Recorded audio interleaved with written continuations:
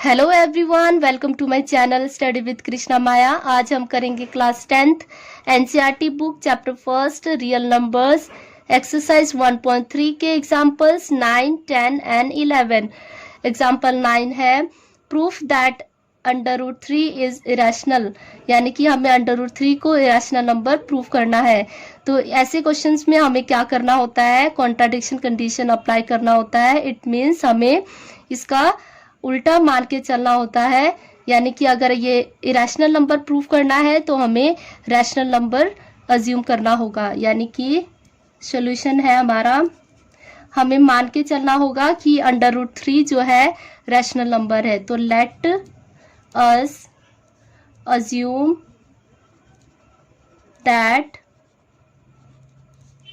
√3 is rational. ठीक है, मैंने क्या माना है कि √3 जो है वो रैशनल नंबर है। और रैशनल नंबर क्या होता है, rational number is equal to P/Q होता है, यानी कि P/Q के फॉर्म में जो लिखते हैं उसे रैशनल नंबर कहते हैं। अब ये जो है हमारे पास क्या है, P/Q जो है कोई एक नंबर है जिसका फ्रैक्शन दिया हुआ है। इसको हम कट करके क्या कर लेते हैं, सिंपलेस्ट फॉर्म में लिख लेते हैं। यानी कि इसको किसी टेबल पे कट करने पर आया है, यहाँ पर ऊपर A, यानी कि यहाँ A हो गया और यहाँ पर B, यानी कि किसी नंबर पर ये कटा है। तो इसका आंसर जो है सिंपलेस्ट फॉर्म में निकला है A/B। सिंपलेस्ट फॉर्म में इसलिए मैंने कट करके लिया है क्योंकि A और B का जो कॉमन फैक्टर है वो 1 है। क्लियर, रैशनल नंबर P/Q को कट करके इसका सिंपलेस्ट फॉर्म आया है A/B।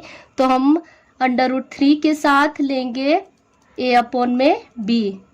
और हमने अभी यहाँ पर ये देखा कि इसका जो कॉमन फैक्टर है वो क्या है, 1।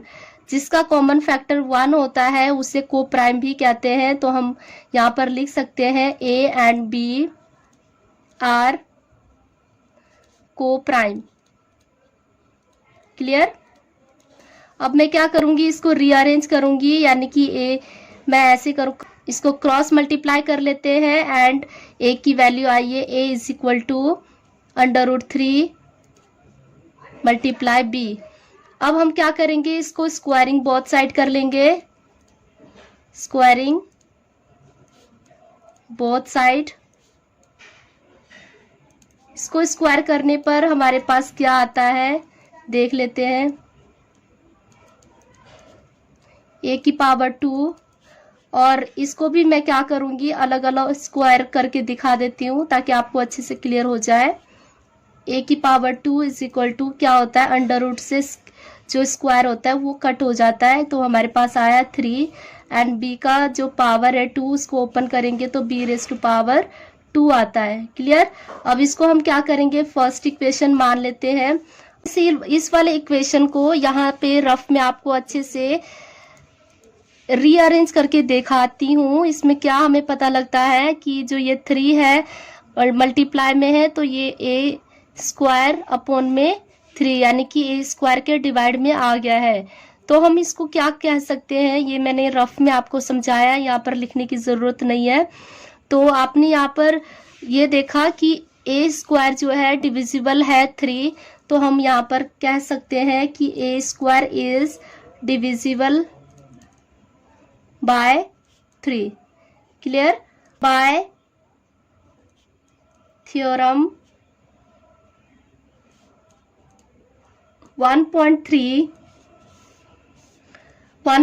थ्योरम में ये बोला गया है कि अगर A² इज डिविजिबल बाय 3 है तो A भी डिविजिबल होगा। A is also A is divisible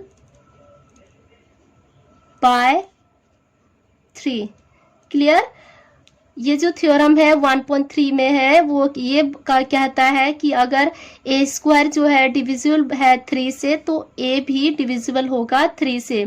clear, अगर A जो है 3 से डिविजिबल है किसी नंबर पर तो हम इसको ऐसे भी लिख सकते हैं A is equal to 3 multiply c, यानी कि 3 से किसी नंबर पर, यानी कि सी कोई इंटीजर है उस नंबर पर डिविजिबल है ए। फॉर एग्जांपल के लिए जैसे मान लो कि हमारे पास कोई 12 है ए और 3 से डिविजिबल करना है, तो ये जो 3 है 3 के टेबल पर 12 कब आया, 3 4 ज़ 12, यानी कि 4 जो है कोई सी इंटीजर है और ये आपका क्या है ए है।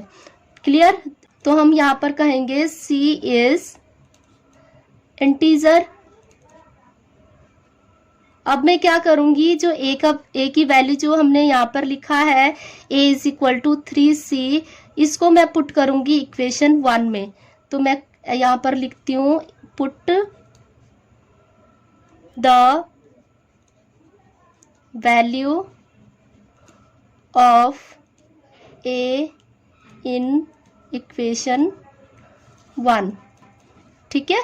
अब इक्वेशन 1 में पुट करने पर क्या आता है, a square is equal to 3b square है हमारे पास फर्स्ट इक्वेशन। अब मैंने क्या करना है, ए की वैल्यू जो है मैंने 3c रखना है is equal to 3b square. Clear. अब इसको ओपन करेंगे तो 3 3 ज़ 9, c square is equal to 3b square. अब इसको मैं रीअरेंज कर लेती हूँ। ठीक है। रीअरेंज करके मैं क्या करूंगी, b की वैल्यू निकालूंगी, यानी कि b square is equal to 9c square upon में 3 से इसको कट कर लेते हैं, 3 1 ज़ 3, 3 3 ज़ 9, यानी कि इसका जो आंसर आया है, इसकी जो वैल्यू आई है 3b power 2 is equal to 3c square. अब यहाँ पर हमें क्या देखने को मिल रहा है, बिल्कुल फर्स्ट इक्वेशन की तरह ही है कि हमने यहाँ पर ये कहा था कि जो a है वो डिविजिबल है 3 से। सिमिलरली यहाँ पर भी इसी तरह क्या हो रहा है कि b जो है b स्क्वायर जो है डिविजिबल है 3, तो हम कहेंगे b square is divisible by 3। Again bye theorem 1.3 also b is divisible by 3। अब हम क्या देख रहे हैं कि a जो है डिविजिबल है 3 से और b भी डिविजिबल है 3 से, तो हम ये कह सकते हैं कि a और b की जो कॉमन प्राइम फैक्टर है एटलीस्ट कितने हैं, 3 है। तो हम कहेंगे therefore A and B have at least 3 as a common factor। लेकिन हमने स्टार्टिंग में A एंड B का जो कॉमन प्राइम फैक्टर अज्यूम किया था 1, यानी कि को प्राइम, तो इसमें या ऐसा कोई रिजल्ट नहीं शो हो रहा है। तो हम कहेंगे बट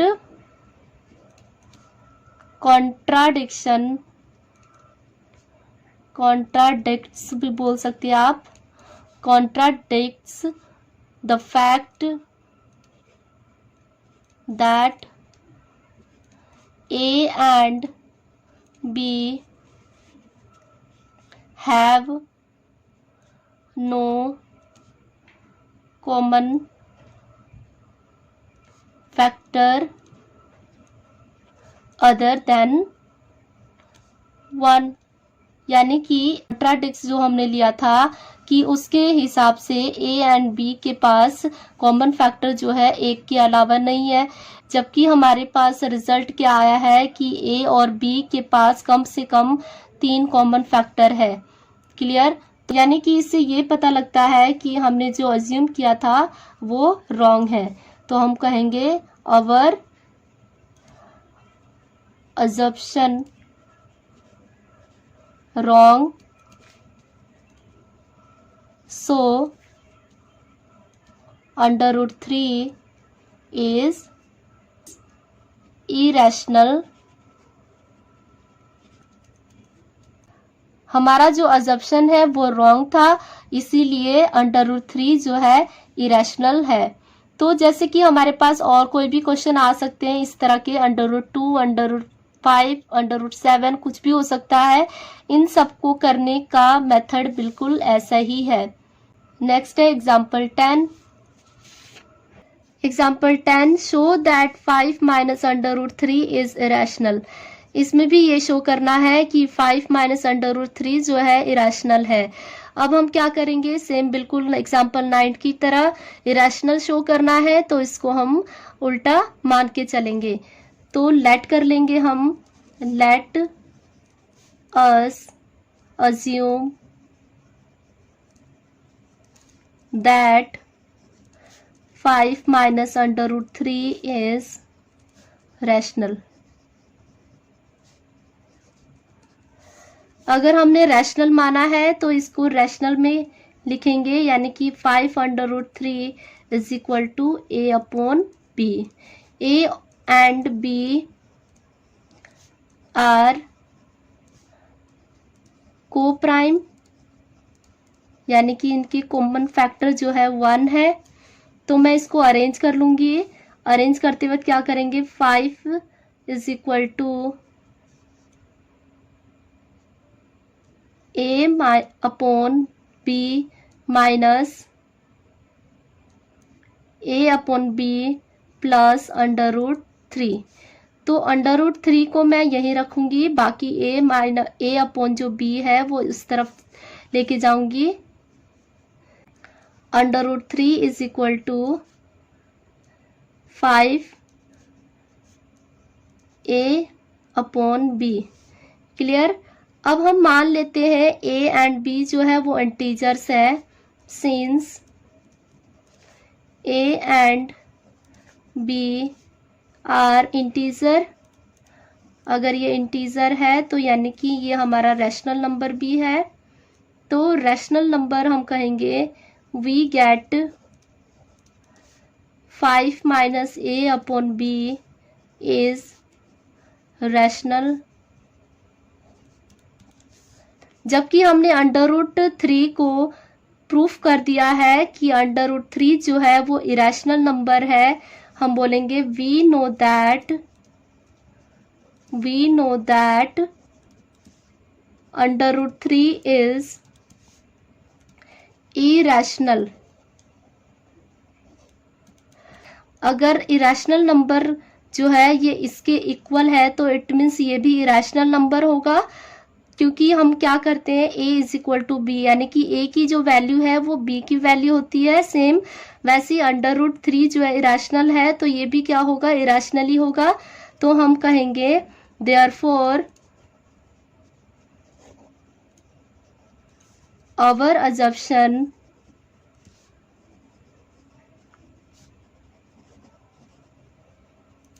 रॉन्ग, यानी कि जो हमने ऊपर अज्यूम किया था वो रॉन्ग हुआ। सो 5 minus √3 is irrational. Clear. Question number 2 and question number 3 का थर्ड पार्ट भी बिल्कुल इसी तरह ही करना है। और नेक्स्ट है example 11। Example 11, show that 3 √2 is irrational. इसमें भी ये शो करना है कि 3 √2 जो है इरेशनल है। यहाँ पर भी वही कंडीशन, कॉन्ट्राडिक्शन कंडीशन अप्लाई करेंगे और हम मानेंगे कि 3 √2 जो है रैशनल नंबर है, यानी कि let us assume that 3 √2 is rational. हमने मान लिया कि ये जो 3 √2 है वो रैशनल है, तो हम कहेंगे 3 √2 is equal to a/b and a and b are coprime. और हम इसको अरेंज कर लेते हैं, √3 और √2, 3 जो है √2 के साथ मल्टीप्लाई में है तो मैं इसको डिवाइड में ले आती हूँ। √2 इज इक्वल टू a/3b। अब हम मान लेते हैं कि ये जो है A and B, since A and B are integers,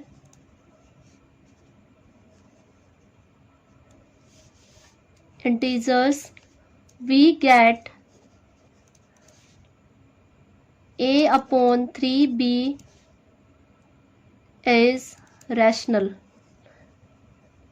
but हम जानते हैं, यानी कि but we know that √2 is irrational.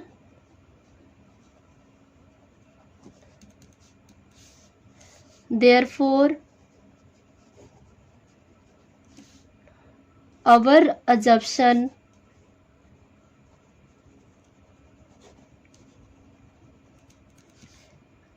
wrong, यानी कि हमारा जो अजम्पशन था, यानी कि जो हमने अज्यूम किया था कि वो रैशनल नंबर है, वो गलत है. तो हम कहेंगे सो 3√2 is irrational. Exercise 1.3 question number 3 का सेकंड पार्ट 7√5 जो है, ये भी बिल्कुल इसी तरह ही करना है. अगर आपको ये अच्छे से क्लियर हो गया है तो आप इसे भी सॉल्व कर सकते हैं. तो आज के लिए इतना ही, फिर मिलेंगे नेक्स्ट क्वेश्चन के साथ. तब तक के लिए till then take care and bye bye.